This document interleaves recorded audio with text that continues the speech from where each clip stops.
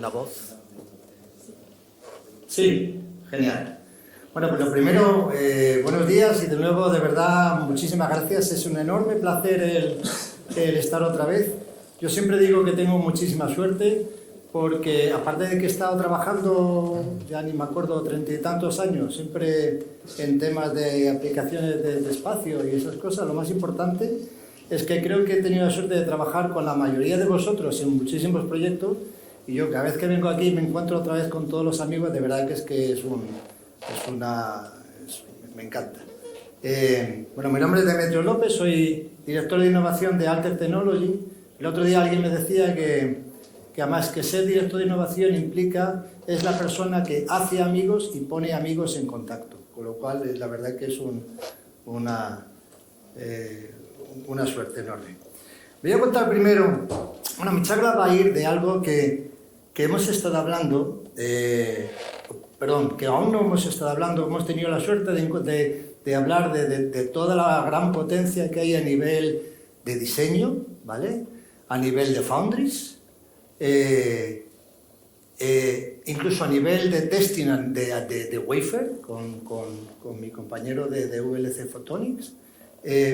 Yo voy a hablar de algo que es casi cómo terminar el lazo de todo esto, porque al final lo que necesitan los usuarios es algo que se pueda tocar, algo que se pueda conectar en nuestros equipos del día a día, algo que tenga un conector, una fibra, algo que se pueda poner, y eso implica al final poner todos estos diseños a nivel del último chip, que ya esté validado y tal, en un encapsulado, ese encapsulado dotarle de unos conectores, ponerle una fibra, un conector de lo que sea, y que funcione, y entonces nos damos cuenta de que a lo peor o muchas cosas de las que hemos tenido en cuenta en el diseño, luego no las hemos tenido en cuenta a lo largo de lo que implica luego el packaging y tenemos un problema, con lo cual es importante que desde el primer momento cosas que se han dicho de manera muy inteligente es tener en cuenta todo lo que implica el manufacturing y el testing desde el primer momento de diseño. Por eso es muy importante esto que se llama industria conectada. Es muy importante buscar esta conexión entre todos los actores que estamos aquí para asegurar que de verdad al final, al cliente final, le podemos dar una solución. Voy a empezar contando muy poquito de lo que es Alter Technology, que es una empresa española que ya tiene sus añitos, porque empezamos en 1986, casi en un garaje en Majadahonda, que ahora tenemos una sede en Tres Cantos, tenemos una sede en Sevilla y tenemos una sede también en Francia y una sede en UK, que es donde la centramos para hacer el packaging de componentes, que luego os contaré.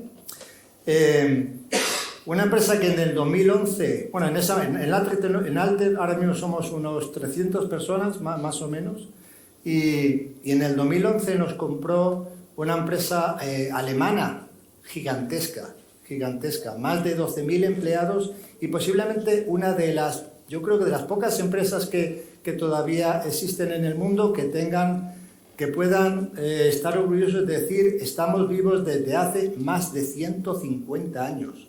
Tufnor empezó en 1880, una cosa así, como resultado de una problemática que había para dotar de seguridad a las turbinas de vapor, desde el punto de vista tanto de equipos como de empleados, y entonces se dijo, señores, esto no puede ser, tenemos que dotarnos de sistemas de certificación, de control de los procesos que de verdad ya no solo que den una eficiencia al proceso, es que cuiden del personal, no puede ser que esto nos esté pasando. Y entonces se crearon lo que se llamaba TÜV, que es un palabra, como yo no soy alemán, soy incapaz de pronunciar lo que significa, pero en castellano viene a ser como asociaciones de inspección técnica. Y entonces TÜV se especializó en lo que es certificaciones, control de calidad, no solamente en el campo nuclear, en el campo de mobility, en el campo de salud, en el campo de industria, y en el 2011, por eso nos compraron, tal y como la empresa Alter Technology como está, pues diseñaron lo que era la Business Unit de Aerospace. ¿Qué hacemos en Alter? Pues somos una empresa nuestro core empezó en lo que llamamos el mercado de alta fiabilidad. Y el mercado de alta fiabilidad, sobre todo centrado en lo que entonces, y ahora explicaré por qué, era lo más alta fiabilidad que uno se podía pensar que era el mercado espacial. El mercado espacial porque tenía... Fíjate tú, esto es muy complicado, esto implica vacío térmico, esto implica radiación, esto implica que encima esto tiene que estar volando 15 años y si tengo que mandar a un astronauta para que arregle no sé qué, es un disparate, no puedes ir con un destornillador a arreglarlo. Y entonces nosotros diseñamos un sistema que era, oye, es muy complicado conseguir componentes para ese mercado espacial, porque además son componentes muy caros. Y entonces dijimos, bueno, pues vamos a hacer una empresa cuyo core es definir qué hay que hacer para asegurar que cada uno de esos componentes vale para esa misión. Entonces empezamos haciendo un servicio de ingeniería, de ayudar a los usuarios qué componente hay que elegir en función de la misión. No es lo mismo un lanzador que una órbita geoestacionaria, que una misión de espacio profundo. Luego dijimos, bueno, pues estos componentes habrá que ensayarlos, con lo cual luego os contaré. En parte nosotros hacemos testing de componentes completamente compatibles con lo que han contado en VLC Fotónico. Nosotros no hacemos testing a nivel de wafer, sino hacemos testing a nivel del producto final, para dotarlos de fiabilidad. Hicimos un salto en el vacío hace relativamente poco, que es lo que estoy contando de packaging, que era decir, oye, pues vamos a ampliar nuestra cadena de valor. También por una razón. Antes hemos hablado del shortage, ya no sé cómo se dice en castellano, de semiconductores, de la falta de semiconductores, y es que hay un problema. Ya no estamos hablando solo del coste de los componentes, ¿vale? Estamos hablando, quiero decir, del coste del packaging and testing. Es que estamos hablando de que cuando ahora mismo que todo el mundo o mucha gente está utilizando componentes comerciales por el tema de la democratización del espacio, con la erupción de las grandes constelaciones, conseguir componentes comerciales debido precisamente a la falta se convierte en un problema y no solo por falta de tiempo. Hay un problema muy grave de falsificación de componentes, con todo lo que viene de mercados complicados, como todo lo que está pasando. Entonces nosotros dijimos, bueno, es que una solución también, y no hablo solo de fotónica, es vamos a comprar wafers, que es algo bastante más fácil de controlar a nivel de la trazabilidad de los wafers, y vamos a aportar soluciones incluso, como hemos comentado, no estoy hablando de tecnologías súper exóticas, de 5 nanómetros ni nada, estoy hablando de lo que realmente se necesita para el día a día, que es importante que no lo perdamos de vista, más allá de lo exótico, que puede ser 5 nanómetros y cosas así, pues que necesitamos componentes para nuestros vehículos de automoción. Cuando decía Julián, no le veo por ahí ahora mismo, que pasa en Almusafes, que está cerrada, porque no hay semiconductores. No es que no haya semiconductores súper exóticos, es que no hay diodos ni transistores, y eso es el problema. Vamos a buscar una solución. Hacemos procurement en el sentido de, no solamente procurement en el sentido, no somos distribuidores, nuestra empresa no distribuimos a nadie. Lo que hacemos es la logística completa del aprovisionamiento de componentes, teniendo en cuenta para estos mercados lo que implica gestión de obsolescencias, gestión de las alertas, gestión de la licencia de exportación. Entonces eso es lo que hacemos nosotros. Y luego tenemos otro apartado que es el tema, hacemos todo el testing a nivel de equipos. Y hacemos el testing a nivel de equipos porque al final, en todos los sistemas finales que tenemos que poner, hay que dar seguridad al cliente final. El equipo tiene que estar certificado en función de cuál es la aplicación. Y esto no es, aunque mi charla puede estar muy centrada porque es nuestro core en mercados de alta fiabilidad, esto es aplicable a todos los mercados, esto es aplicable a automoción. No nos podemos permitir el lujo de que vamos a instalar un componente mañana en el vehículo autónomo o no autónomo y que falle, tiene que estar certificado y tiene que servir. Entonces nosotros nos dotamos justo en Tres Cantos de la capacidad de certificar equipos de automoción, espacio también, y tenemos hemos estado apostando muy fuerte. Y, por ejemplo, me gustaría compartir con vosotros una noticia que me acaban de confirmar ayer, que es después de un año de trabajo, somos la primera y única empresa que está certificada por la Agencia Espacial Europea para testear para los ensayos más críticos que se necesitan en satélites por debajo de 500 kilos. 500 kilos es no es un CubeSat, es un satélite, no estoy hablando de un satélite grande geoestacionario, porque eso ya se ensayan en otras cosas, pero la agencia solo ha emitido un certificado a una empresa y tenemos la suerte de que es una empresa española, que somos nosotros, para hacer ensayos de EMC, ensayos de vibración, ensayos de vacío, tal, para dar seguridad. Como os contaba, llevamos muchísimo tiempo, llevamos desde el año 86 trabajando para el espacio, hemos estado en todos los satélites que prácticamente que se hayan hecho. Entonces, yo creo que no voy a tratar más a indagar en esta o a incidir en esta diapositiva, simplemente contaros que somos referencia en el tema de espacio. Lo que sí me gustaría, porque parte que lo que se ha contado es la parte de packaging, es contaros algunos casos de éxito muy rápido de lo que hemos hecho en el tema de packaging para espacio, cuando encima se necesitan soluciones muy fiables desde el punto de vista de lo que implica el packaging de componentes. Y así contaros que terminamos un proyecto que era para la tercera generación de Meteosat, que sabéis que es el satélite del cual bebemos toda la presión meteorológica en todos los telediarios que nos dan y tal. Y ahora va a salir la tercera generación que se lanzará en diciembre, el 20 y tantos de diciembre, desde Guayana, y ahí somos nosotros de todo el tema del encapsulado de unos arrays de fotodiodos que son core para las cámaras de Meteosat. Contaros que hicimos el encapsulado completo de la cámara de JUICE. La cámara de JUICE hay dos cámaras, una que es la de navegación, que mira hacia afuera, y otra que es la interna. La interna es la que hemos hecho nosotros, que es una cámara que se está haciendo selfies constantemente para comprobar cuál es el estado de las cámaras. Y contaros dos cosas más en esta diapositiva. Una era el tema de los diodos de carburo silicio. Me gusta contarlo porque, aunque no tiene que ver con fotónica, es cómo se hace una solución de packaging específica que no existe en el mundo cuando alguien tiene que volar un componente que funcione desde menos 190 hasta más 300 grados. Eso no existe en el mundo, no hay nadie que lo haga, y fuimos capaces de hacerlo en colaboración con el Centro Nacional de Microelectrónica de Barcelona, que son expertos en la utilización de carburo de silicio como material core para estas aplicaciones, y nosotros pusimos toda nuestra expertise en lo que era el encapsulado. Estos diodos son ahora mismo los diodos que ya están volando, son los diodos de bloqueo de los paneles solares. Entonces, en función de que el satélite esté mirando al Sol o no esté mirando al Sol, funcionará en directa o en inversa, pero estará sometido a más 200 grados o a menos 190 grados, por cómo es la temperatura.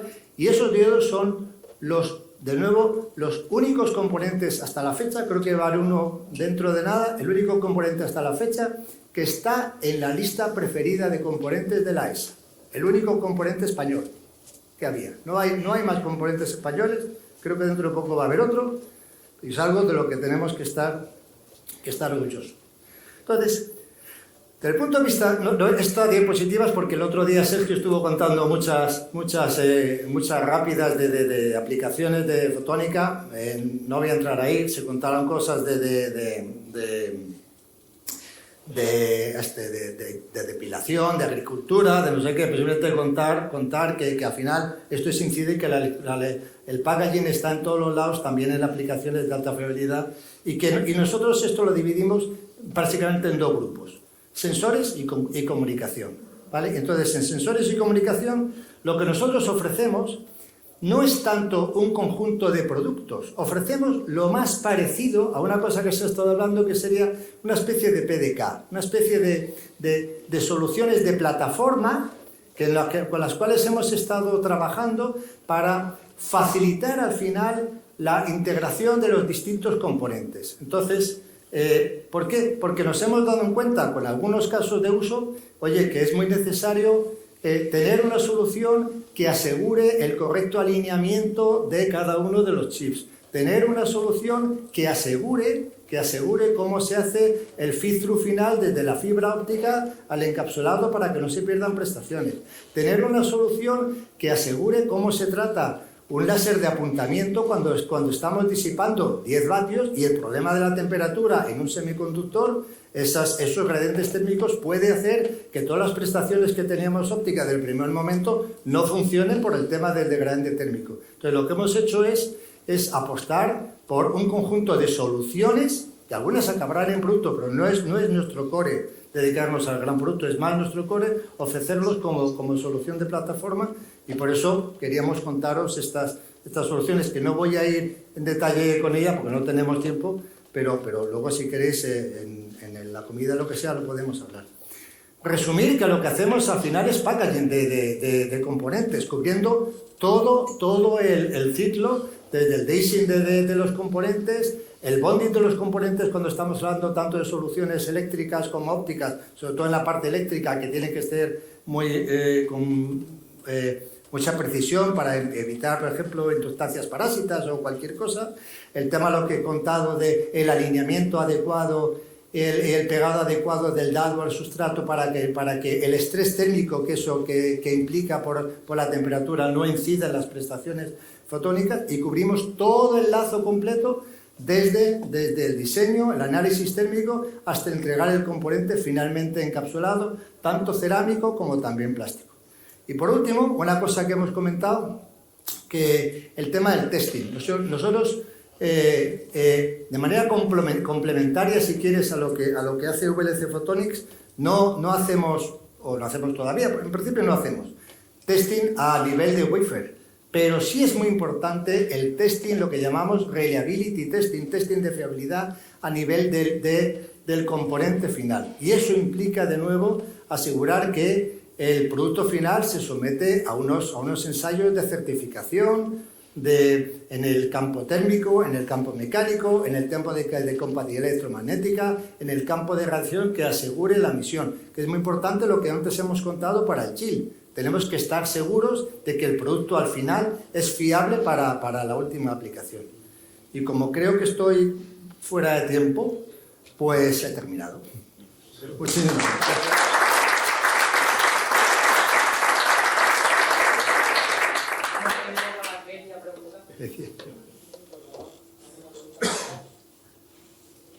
Todo esto que has comentado, Demetrio, la última parte es todo lo que hacéis en UK, ¿no? No, la parte de testing y todo eso, en UK es donde ahora mismo tenemos el packaging. Nuestra estrategia, por distintas razones. Primera, porque nos golpeó el tema del Brexit. Cuando nosotros nos hicimos con lo de UK, aún no estaba el Brexit, después nos ha golpeado. Entonces nuestra estrategia, que además he comentado ya con algunos compañeros, no vamos a hacer un copy and paste, porque no tiene ningún sentido lo que hacemos en UK, vamos a mantener UK, pero sí es verdad que para asegurar que damos un servicio a nivel nacional a todas estas cosas, seguramente aprovecharemos el know-how y pondremos instalaciones aquí a nivel de packaging, es algo que ya estamos trabajando. Eso es de packaging. La parte de testing no, ese es nuestro core. La parte de testing se basa en equipos que os invitamos a que vengáis a ver, que tenemos tanto en Sevilla como en Tres Cantos. Eso lo hacemos todo in-house, sin ninguna duda. Muchas gracias, Mario.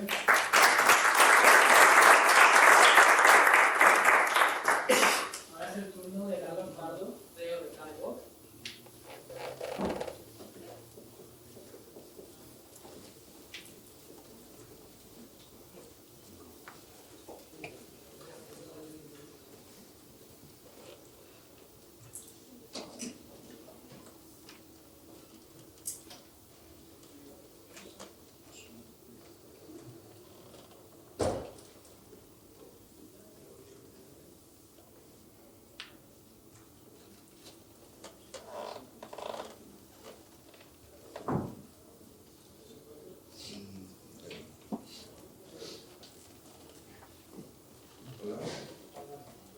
Hola. Hola, ya. Bueno, soy Carlos Pardo, CEO y cofundador de Cadepov. La idea de la presentación, cuando me dijeron tienes que hablar de casos de éxito, me suena un poco pretencioso, el éxito es fugaz, va y viene, y hablar de éxito pues muchas veces bueno, pues tiene el peligro de que igual mañana te va mal y ya no es tan exitoso. Pero sí que es cierto que la historia de KDE es una historia bonita de contar y yo creo que merece la pena que os la cuente, ¿vale? Empezamos con una idea y hemos acabado pues, haciendo cambios a la industria, evidentemente no a nivel español, sino a nivel mundial, y bueno, pues una experiencia muy bonita de ser contado. A ver cómo se mueve esto. Muy bien. El background, porque muchas veces la gente me pregunta, pero ¿tú sabías de esto? ¿Vale? Yo toda mi vida he hecho microelectrónica, desde que salí de la carrera, incluso antes, proyecto de fin de carrera es en microelectrónica. Dediqué mucho tiempo a hacer televisión digital por satélite terrestre, tengo patentes en el T2. Estuve en Hewlett Packard en Barcelona haciendo impresoras de gran formato, haciendo chips para ello. Estuve aquí en Valencia 4 años disfrutando con DS2, fui uno de los primeros ingenieros y fui jefe de I+D. Y bueno, pues al final pues haces un conocimiento sobre lo que es la microelectrónica y sobre lo que son las comunicaciones. La idea original fue, bueno, hay una fibra que probablemente muchos no conocéis, la fibra de plástico. Normalmente está la gente, la que conocéis es el single mode fiber, fibras de cristal, multimode fiber, fibras de cristal, pues las hay de plástico, ¿vale? Son muy translúcidas, las atenuaciones por kilómetro son descomunales comparadas con las de cristal, pero tiene una gran ventaja y es que es un pepino de grande, es 1 milímetro de core, se puede cortar con un cúter, no hace falta ni lijarlo ni una herramienta cualquiera, es luz visible, puedes hacer nudos. Bueno, esa facilidad de uso pues, le ha dado una serie de aplicaciones en la industria y bueno, pues ahí se usa. Y se usa en el automóvil, se usa en entornos industriales, algunos pinitos en la red del hogar. Y nos metimos a ello. Hasta entonces solo se habían alcanzado 100 megabits. ¿Por qué? Porque la fibra tiene un ancho de banda de 70-80 megahercios y el LED, que es usa luz visible, por ahí, ¿vale? 60-70 megahercios, con lo cual pasar de 100 megabits era complicado. Nos lo propusimos, vamos a llegar a 1 giga.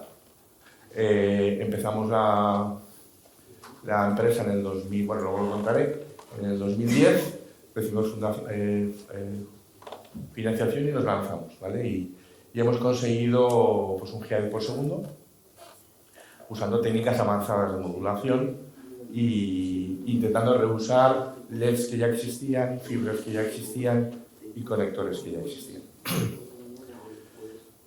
En el proceso, como en todo proceso emprendedor, te encuentras con, bueno, pues, a los 3 meses de montar la empresa, te das cuenta de que las cosas no son tan sencillas, ¿vale?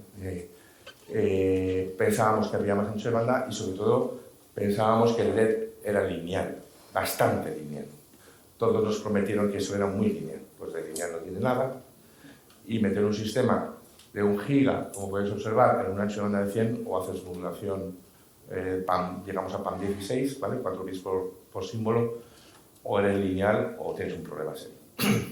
Bueno, pues nos encontramos al principio con un problema tecnológico muy grande y bueno, pues el primer challenge que hicimos fue linealizar el canal, ¿vale? Que no había ni matemática ni había algorítmica hasta entonces y tuvimos que desarrollar toda la matemática, teoría de comunicaciones asociada a ello para conseguir linealizar el canal. Entonces nosotros primero linealizamos, luego sincronizamos y luego ecualizamos.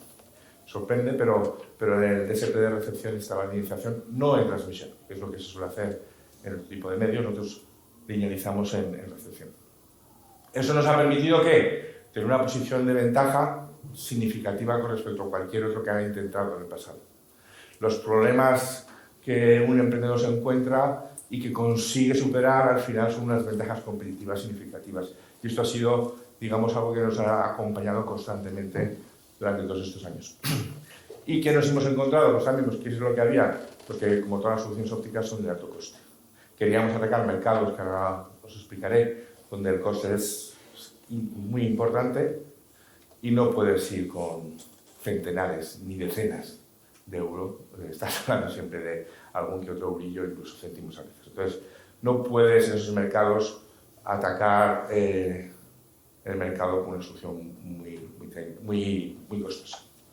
Conseguimos la solución de 1 giga, que ahora lo presentaré más despacio, pero ya aprovechando esta slide, ahora estamos en la siguiente generación, que es, bueno, hemos llegado a 1 giga, vamos a hacer multigiga, ¿vale? Nos hemos propuesto llegar a los 50 y 100 gigas y estamos en el mercado del automóvil, que hay unas demandas de temperatura y de robustez significativas, y nos encontramos con que lo que hay en el mercado pues usan píxeles que no soportan más allá de 85 grados y si tú quieres aplicarlo al mercado del automóvil, que te exige no los 300 de espacio, pero bueno, sí 125, que también es importante, y menos 40, los píxeles actuales no aguantan. Y los sistemas de comunicaciones tampoco aguantan. Entonces, para la siguiente generación de productos que estamos desarrollando, hemos tenido que volver a reinventar la rueda, ¿vale? Estamos volviendo a hacer productos de comunicaciones ópticas de 10 gigas que se inventaron en los años 90, pues lo estamos volviendo a hacer en el 2020, pero con unos requisitos de mercado completamente diferentes. Mucho más barato, mucho más fiable y que sea capaz de manejar los requisitos de mercados complicados. Para que os hagáis una idea de lo que hemos hecho, esto es un puerto de los que empezamos a vender, esto está en producción. Ya vendemos millones de unidades de esto. Es un puerto de comunicaciones óptico a 1 gigabit por segundo y el proyecto es la complejidad que tiene. Los conectores del automóvil son muy complicados, tienen que aguantar muchos requisitos. Tenemos unos transceptores ópticos que tienen circuitos integrados nuestros, van ensamblados en una mecánica complicada, que además tiene un shielding alrededor. Bueno, pues este producto es el primero que hemos vendido, está en producción, es lo que nos da de comer hoy. Y empezamos a reinventarnos otra vez. ¿Por qué? Porque esto es muy costoso, muy complicado. Entonces nos hemos ido a diseñar, y ahí es donde empieza nuestra aventura otra vez, a diseñar empaquetados y conectores mucho más baratos. Desde una empresa que hacíamos obleas, pues ahora estamos diseñando conectores y diseñando empaquetados. Entonces este es un empaquetado que veis aquí, de bajo coste, donde los dos agujeros son pues, el transmisor y el receptor, embebemos todo dentro. Esto estamos hablando de, no llega a $2, ¿vale? Para que veáis un poco lo que supone. Precios de 15, $20 los tenemos que vender a 2.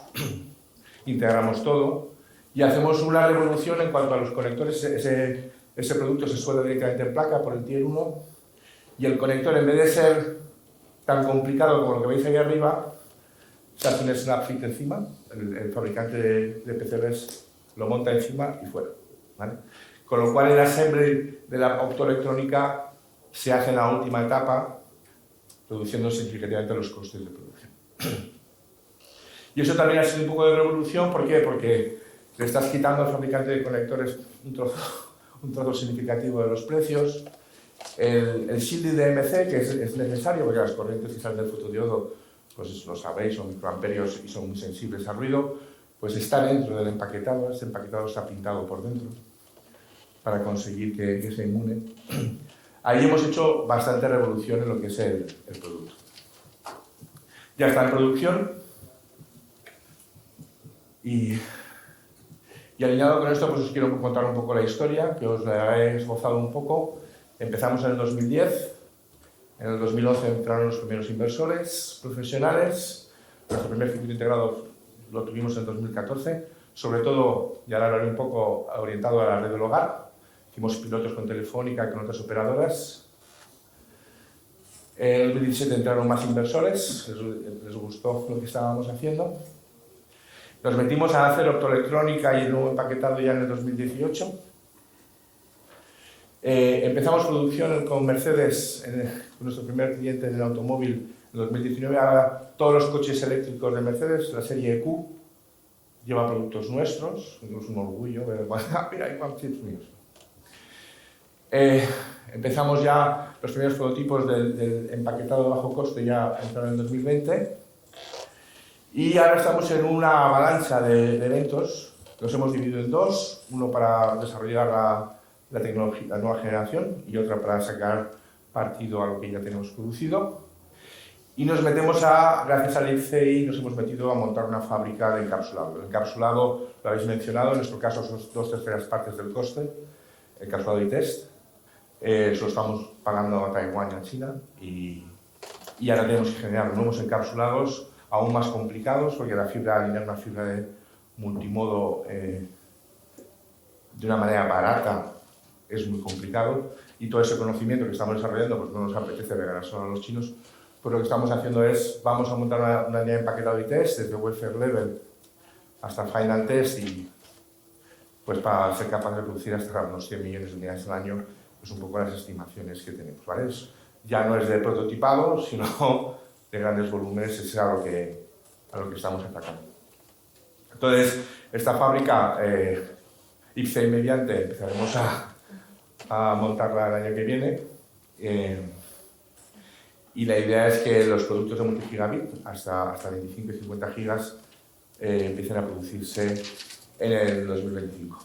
Nos hemos dedicado mucho esfuerzo a Mercedes durante estos años para aprender. La industria del automóvil es una industria muy complicada. Me podría extender aquí horas y horas hablando de todas las peculiaridades de la industria del automóvil, pero bueno, el siguiente cliente que entra en producción, ¿vale?, es en el 2024, y tenemos una lista de clientes 2025, 2026 2027 que van entrando en producción. O sea, las perspectivas son muy buenas. Hemos estado un periodo bastante estable, desde 2019 que empezamos con Mercedes, donde lo que hemos hecho es aprender cómo se produce en el entorno del automóvil, que es algo bastante apasionante. Algunas figuras para aquellos que os decidáis emprender. Empezamos con 60.000 euros. Tenemos a día de hoy Fresh Venture Capital, tenemos algún inversor privado que también ha entrado, damos derechos económicos a los empleados. A día de hoy somos 35, bueno, yo creo que ya está subiendo. Estupendo la iniciativa de Coinvierte de Cedetti, quitarme el sombrero, la verdad es que lo están haciendo muy bien.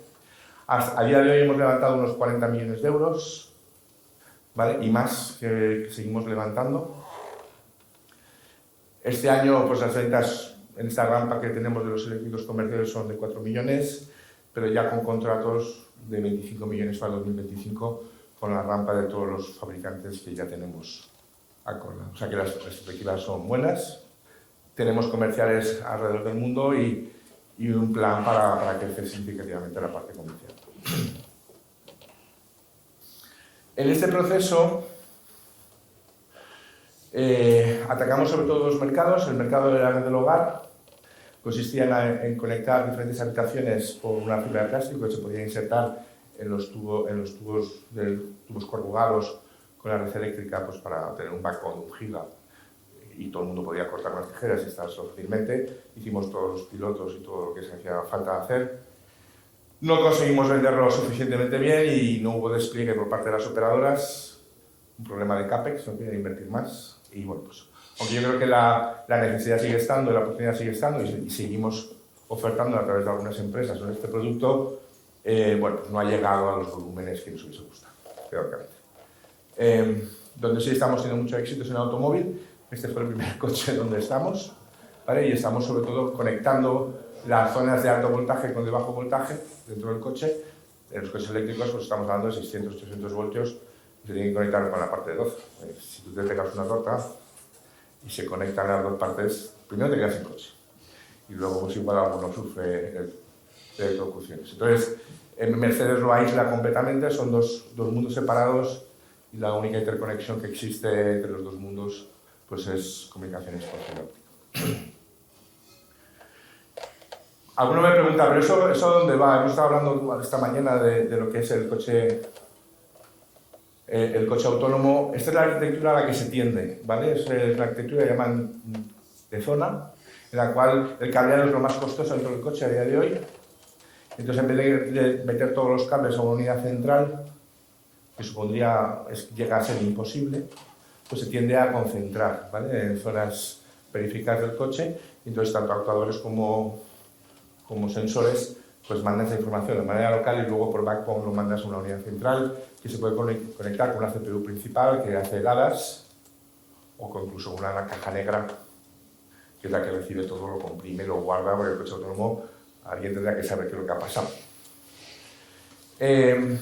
Son muchos enlaces, vamos a hacer unos 25 enlaces por coche, 30, depende de la gama, evidentemente, pero llegan a ser un montón de enlaces a muy altas velocidades y optamos a todos ellos. Pues, ahí se producen unos 90 millones de coches al año, pues, bueno, pues podéis multiplicar el volumen de enlaces y de puertos que se demandan es muy grande, ¿vale? Entonces nosotros estamos liderando a nivel mundial tanto en 1 giga como en multigiga toda la parte óptica. Estamos cambiando el concepto de hacer transceptores ópticos, pues ya lo sabéis, un SFP pues se puede vender a día de hoy, pues los más baratos desde $10 hasta 100, depende de las velocidades, pues nosotros tenemos que venderlo por 2 o 3.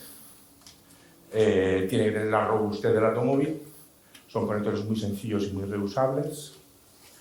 Y bueno, en esa revolución lo que hemos hecho es estandarizar, ¿vale? Nuestra tecnología es 100% estándar, el 1 gigabit sobre plástico está estandarizado en el IEcubo y en la ISO, es nuestra tecnología 100%, y ahora en multigiga hasta 50 gigabits por segundo el estándar también es nuestro, en el IEcubo, se va a publicar el año que viene y es tecnología desarrollada aquí en España por nuestro equipo, de lo cual nos sentimos muy orgullosos. Y ha sido clave, ¿no?, para este éxito. Y ya para acabar, pues un poco un listado de las lecciones aprendidas, ¿vale?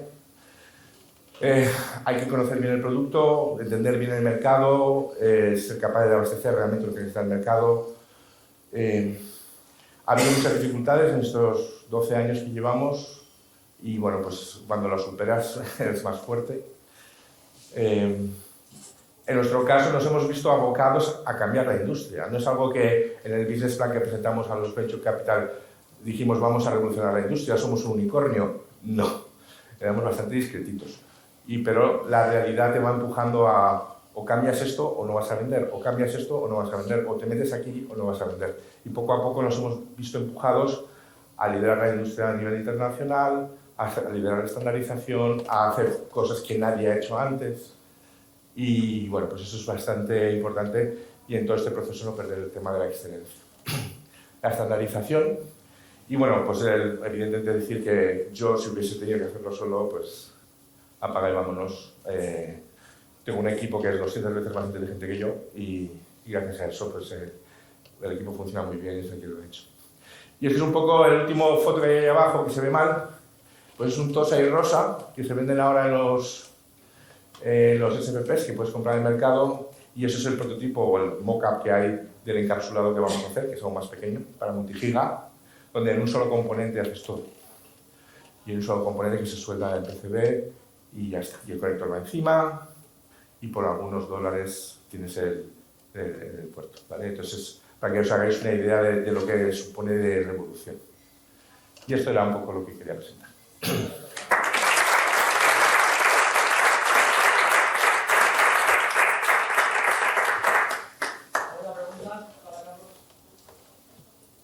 Sí. Muchas gracias por la presentación, muy inspiradora. Hablas del uso de la estandarización como medio de acceder al mercado. ¿Qué beneficios veis ahí y qué riesgos también veis ahí? Bueno, el mercado automóvil no acepta ya soluciones propietarias. Y yo diría que ya casi ningún mercado. ¿Por qué? Porque siempre necesitas un second source, siempre tengo problemas a quien acudo, ¿no? Entonces te van pidiendo la estandarización. Entonces empieza a ser algo obligatorio. Te exige liderar. Para que tu tecnología sea la que se estandariza, que te exige ir por delante años, por delante de los demás, y en todas las reuniones de estandarización presentar 1 o 2 presentaciones. Liderando constantemente y apabullando, es la única manera. Yo no conozco más. La aprendí de Nokia, cuando conseguí meter una patente en el T2, y Nokia pues conseguía sus estándares a base de apabullar en el proceso de estandarización. Entonces, lo hacemos así, ¿vale? Oye, ¿que estás regalando tu tecnología? Sí. Sí. Pero es lo que hay. ¿Qué ocurre? Que también mantienes en secreto el receptor. Tú estandarizas el transmisor, el receptor es secreto. Entonces, cuando concibes la tecnología, pues te guardas los assets tecnológicos, los guardas en el receptor, que es donde también muchas veces pues, hay algoritmos que no son triviales, ¿vale? Que nosotros hemos tenido que publicar modelos teóricos del receptor, ¿vale? Y están en el estándar. Pero bueno, esas son implementaciones no viables. Claro, entonces, ¿cómo lo haces? Bueno, pues ahí mantienes el secreto, ¿vale? Pero sí, es un tira y afloja. Si no das, no te dan. Si das todo, te quedas sin nada. Bueno, pues ahí está siempre.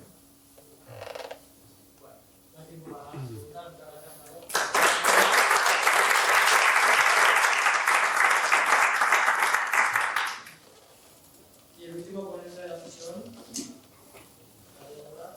es el Jonas Doberman de la empresa BioGear.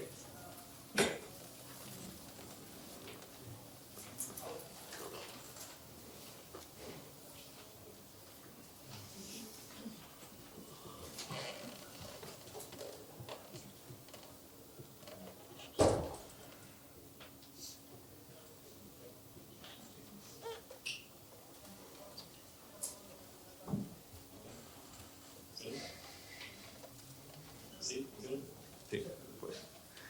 pues primero por invitarme y también quiero decir, todavía no tenemos éxito, pero estamos en ello. Y segundo es mi primera presentación en español, entonces pido paciencia.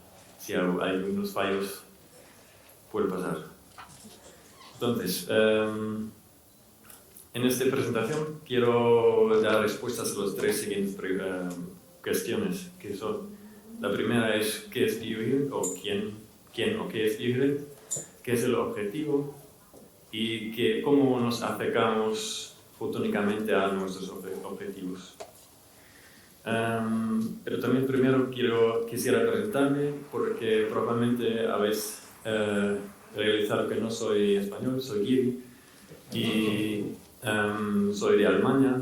He hecho mi bachelor y máster en la Universidad de Aquisgrán, de RWTH, y después hice mi doctorado en telecomunicaciones en la Universidad de Málaga, en el grupo de Photonics y ARF Laboratory. Pues, y desde el último año estoy trabajando como jefe de ingeniería en BioGear. Pues BioGear fue creado por tres diferentes grupos de investigación: el Photonics y ARF Laboratory de profesor Íñigo Molina Fernández, el laboratorio de dendrímeros y biomiméticos y fotónica de profesor Ezequiel Pérez Enestrosa, y el Allergic Disease Research Lab de profesor María José Torres Bain, que es una experta de alergias contra fármacos. Y claro, hemos tenido mucha ayuda de nuestros inversores, de Buena Capital y de Invierte del CDT.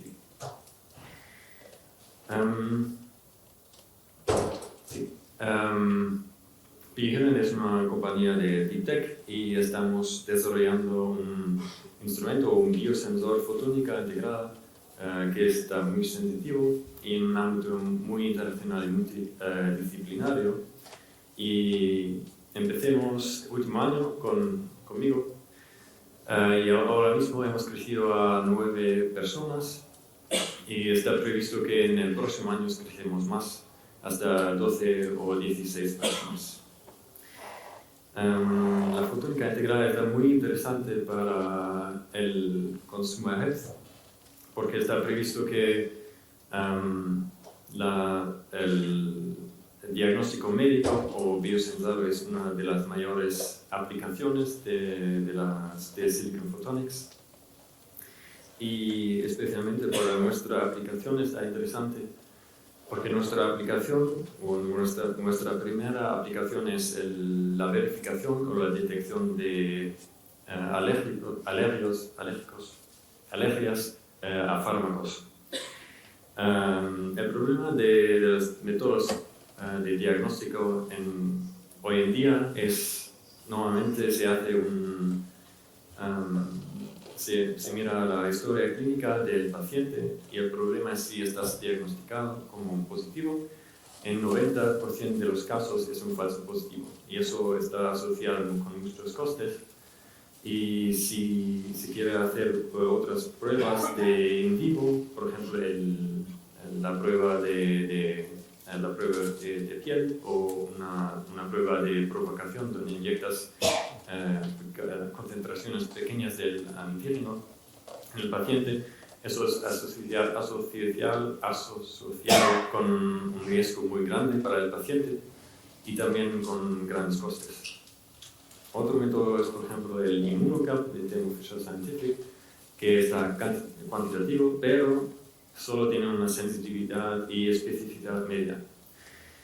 Otro método es el Basophil Activation Test, que tiene una especificidad muy buena, pero no funciona con todos los pacientes. Entonces, el objetivo de Beyond es desarrollar un instrumento diagnóstico médico in vitro basado en la fotónica integrada, que es muy específico, muy sensitivo, label free y con un tiempo de inmunoensayo muy corto. Además, es muy simple de utilizar o muy fácil de utilizar. Es una prueba de solo un uso, muy barato y se puede aplicar en un ambiente de laboratorio y también en el point of care. Entonces, solo para recuperar cómo funciona Biosensor, cuando tienes un chip de silicon como substrato, creces el box encima del substrato y encima de eso, por ejemplo, en nuestro caso, crecemos las guías ópticas de triosilicio, y para tener una guía de sensor tenemos que exposar esta guía al ambiente para fluir diferentes fluidos sobre el sensor, por ejemplo, para hacer, por ejemplo, agua. Y cuando el optical mode está propagando en esta guía, está penetrando con parte de su campo electromagnético a su alrededor, el fluidico, y cuando está propagando una cierta longitud de la guía, tiene una cierta fase después. Y para hacer este guía un biosensor tenemos que claramente funcionalizar la superficie de la guía con, por ejemplo, con un anticuerpo, y cuando fluimos el antígeno sobre la superficie hay la posibilidad que se añada a la superficie y cambia el índice de refracción muy cerca de la superficie, y eso causa un cambio de la fase después de propagar la longitud del sensor. Claramente necesitamos una arquitectura de leer esta fase, porque no podemos detectar la fase directamente. Entonces hay diferentes arquitecturas, por ejemplo un resonador de anillo, donde inyectamos luz con diferentes longitudes de onda y hacemos un screening y recibimos el espectro de transmisión, y si en el caso que unos antígenos se añaden a la superficie, cambiamos la condición de resonancia y esto podemos correlar con la cantidad de antígenos en la superficie. ¿Qué hacemos nosotros? Nosotros utilizamos un Marsen de interferómetro con detección equivalente. Entonces separamos la luz en el reference waveguide y sending waveguide y recombinamos la luz con un 2x3 multimode interference coupler, y separamos las dos entradas en tres diferentes señales interferométricos, con los cuales podemos recuperar el señal complejo del interferómetro con una transformación lineal, y de este señal podemos extraer la fase sin perder la sensibilidad y siempre sabiendo en qué dirección se cambia la fase. Por ejemplo, si cambiamos la fase positivamente, el punto en el círculo se va, por ejemplo, aquí a la izquierda, y si se va en otra dirección, se va en la otra dirección, sin perder ninguna sensibilidad. Entonces hay dos clases de arquitecturas que son resonantes e interferométricos, y típicamente los resonantes requieren una fuente de luz de alta calidad, que es muy costoso. También hay interferómetros que necesitan leer el espectro de transmisión, también necesitan una fuente muy buena, pero también hay otros interferómetros, por ejemplo, que se pueden leer con detección directa, que no necesitan una fuente tan buena, pero todavía buena. Y hay, por ejemplo, en nuestro caso, interferómetros con detección coherente, donde podemos utilizar fuentes de luz muy baratos. Por ejemplo, en nuestro caso, hemos hecho las medidas con un Hunter Fiber Test Laser que compramos en Amazon para 30 € y funcionó.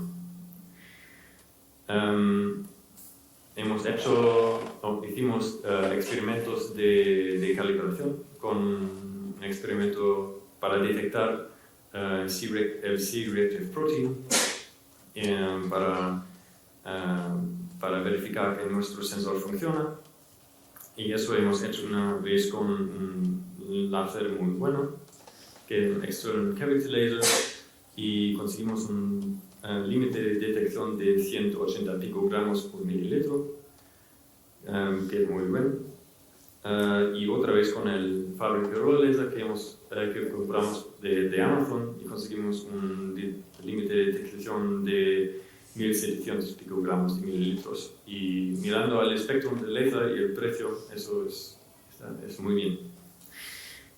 Desafortunadamente no puedo mostrar más resultados más recientes porque todavía estamos en la fase de desarrollo, y eso no sería una buena idea compartir eso aquí.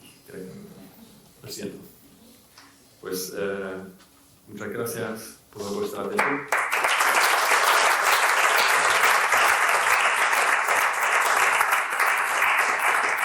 Muchas gracias. ¿Alguna pregunta en la audiencia? Yo más, a ver, me voy a preguntar, ¿cuál es el límite de detección en web que consigues funcionar? Yo lo sé, pero me gustaría que lo comentaras. Sí, pues conseguimos un debug debajo de 10 elevado a menos 8. Sí. Sí. Pero me dices 1,5 micras. Estáis en el pasado, vamos a tener un rango de 1,5 micras, ¿no? Para medir 1550 ahora mismo. ¿Estás pensando en pasar al visible? Porque aquí el problema con los archivos entrados directamente, pues todo se hace invisible y es una metodología adecuada para hacer la visible. Sí. Mi recomendación, ya lo hemos hablado más veces, Sí. pero ya comentarse.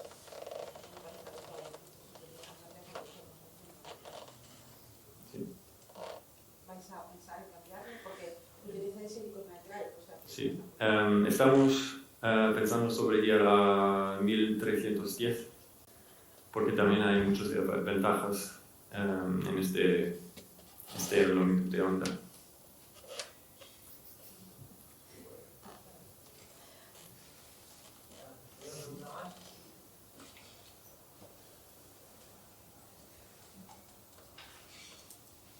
Sí.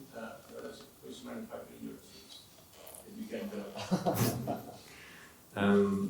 Right now, Cornerstone.